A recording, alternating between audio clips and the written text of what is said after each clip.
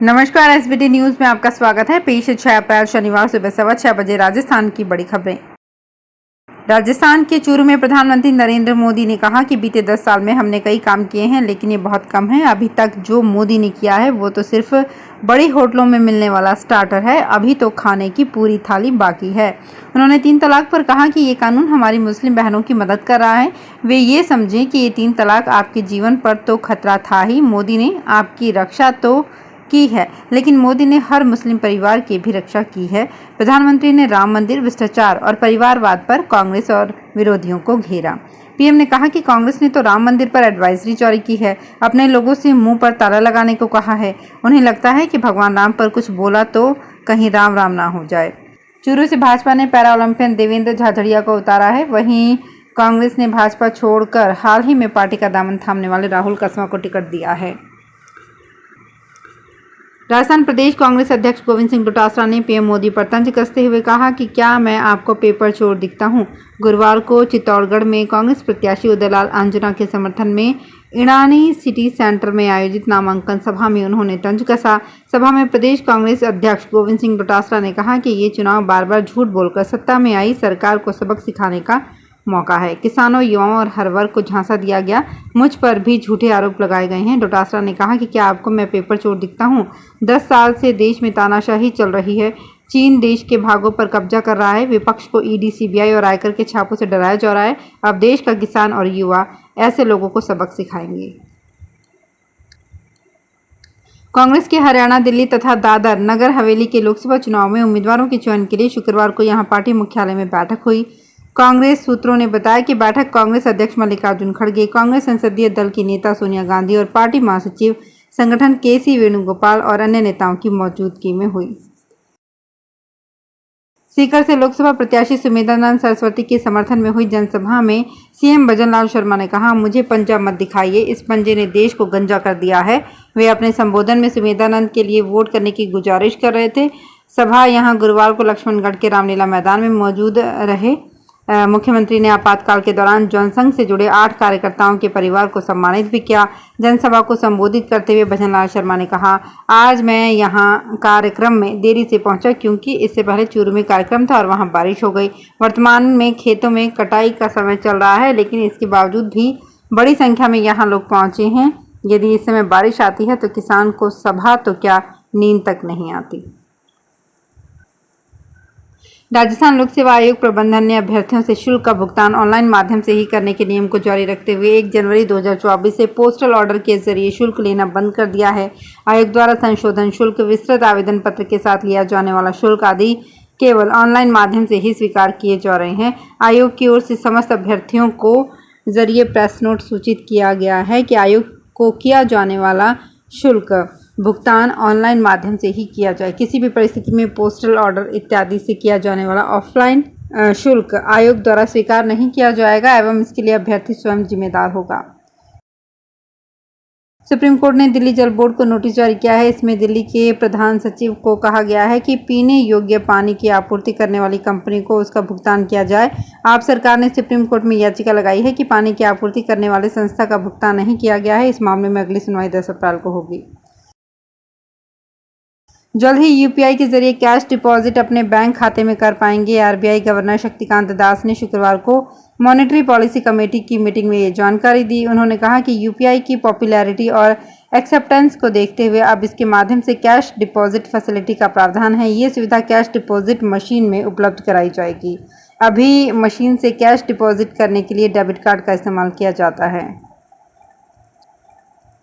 Business network international और क्रेडाई राजस्थान के बीच आपसी व्यापार को नया मुकाम देने के लिए राजधानी जयपुर में एक समझौता हुआ है। वहीं क्रेडाई राजस्थान द्वारा आयोजित क्रेडाई रियल एक्सपो को शुक्रवार को विधायक कालीचरण एवं बाल मुकुंदाचार्य एवं रेरा चेयरमैन वीनू गुप्ता ने एक्सपो का अवलोकन किया। इस समझौते के तहत बीएनआई जयपुर अपने नेटवर्क से विक्रेताओं को उनकी आवासीय और वाणिज्यिक परियोजनाओं के लिए क्रेडाई राजस्थान के सदस्यों द्वारा सूचीबद्ध करेगा। बीकानेर लोकसभा भाजपा प्रत्याशी अर्जुना मेघवाल ने कोलायत विधानसभा क्षेत्र के गांव झुझू, चक, विजय सिंहपुरा, सियाणा, नैनिया, नांदड़ा, भेलू, खिंदासर, दासौड़ी, लमाणा, भाटियान और खाखूसर, हदान, खारिया मल्लीनाथ, खारिया पातावतान में चुनावी चौपाल में भाजपा के पक्ष में मतदान करने की अपील की। अर्जुन मेघवाल ने कहा कि नरेंद्र मोदी और प्रदेश में भजनलाल सरकार जिस तरह से काम कर रही है उससे प्रभावित होकर राजस्थान की 25 सीटों पर भाजपा उम्मीदवार विजय होंगे। डबल इंजन की सरकार प्रदेश में चहुमुखी विकास करेगी। भाजपा प्रत्याशी ने कहा कि बीकानेर में हर क्षेत्र में विकास कार्य हुआ है। सोलार हब, गैस पाइपलाइन के विस्तार से लेकर सिरेमिक हब बना है, अब मैन्युफैक्चरिंग हब बनने की ओर अग्रसर है। इससे युवाओं को रोजगार मिलेगा। मोदी सरकार ने हर गांव, हर शहर में अभूतपूर्व विकास किया है। चूरू लोकसभा क्षेत्र से भाजपा प्रत्याशी देवेंद्र झाझड़िया के समर्थन में प्रधानमंत्री नरेंद्र मोदी की विशाल सभा में नेशनल जनमंडल पार्टी के राष्ट्रीय अध्यक्ष दौलत राम पैंसिया ने प्रधानमंत्री से मुलाकात की। पैंसिया ने चूरू सहित समस्त राजस्थान में भाजपा को समर्थन दिया। इसके साथ ही पैंसिया ने सामाजिक न्याय के कई मुद्दों पर प्रधानमंत्री को पत्र भी दिया। चूरू की चुनावी सभा में नेशनल जनमंडल पार्टी के राष्ट्रीय महासचिव रणवीर सिंह बिरलो का, राष्ट्रीय कोषाध्यक्ष सांवर सिंह तोगड़ा सहित समर्थकों ने भाग लिया।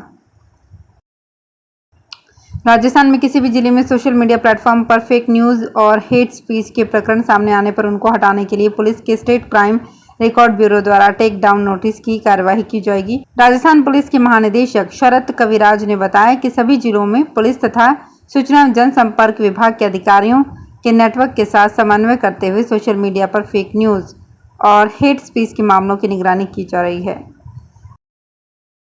अब भरतपुर में भी जल्द ही आईपीएल के मैच देखने को मिलेंगे। जल्द ही इंटरनेशनल लेवल का ग्राउंड बनेगा। इसके लिए जमीन का चयन भी कर लिया गया है। लोहागढ़ स्टेडियम से क्रिकेट के आउट होने के बाद जिले में क्रिकेट के लिए स्टेडियम कॉलेज ग्राउंड पर बनेगा। खेल मैदान को लेकर डीएम डॉक्टर अमित यादव ने बीते दिन बैठक की है। इसमें स्टेडियम के साथ पार्किंग स्थल का भी चयन कर लिया गया है। सूत्रों की माने तो आमजन को पार्किंग घना के पास और VIP parking police parade ground पर रखी जाएगी।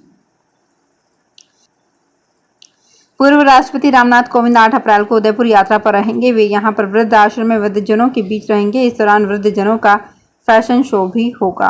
उदयपुर के तारा संस्थान के 12 वर्ष पूर्ण होने पर मां द्रौपदी देवी आनंद वृद्धाश्रम में 8 अप्रैल को समारोह होगा, जिसमें मुख्य अतिथि पूर्व राष्ट्रपति रामनाथ कोविंद होंगे। तारा संस्थान के संस्थापक अध्यक्ष कल्पना गोयल ने बताया कि सुबह 11 से 12 बजे तक आयोजित होने वाले समारोह के दौरान वृद्धाश्रम में रह रहे वृद्धजनों द्वारा अनेकता में एकता विषय पर फैशन शो एवं मस्ती की पाठशाला की प्रस्तुति होगी। राजसमंद में शुक्रवार को अपर जिला एवं सेशन न्यायाधीश मनीष कुमार वैष्णव ने जेल पहुंचकर जेल की व्यवस्थाओं का औचक निरीक्षण किया। न्यायाधीश ने जेल में भोजन, सफाई, आवास और सुरक्षा सहित व्यवस्थाओं का जायजा लिया। वैष्णव के अनुसार जेल में निरीक्षण किया कि कोई भी 18 साल से कम उम्र का ना हो एवं नए कैदियों से बात की कि उनके एडवोकेट नियुक्त हैं या नहीं। इस दौरान जिन कैदियों ने अपना एडवोकेट नहीं होना बताया उनके लिए निःशुल्क विधिक सहायता के आवेदन भरवाने के लिए निर्देश दिए।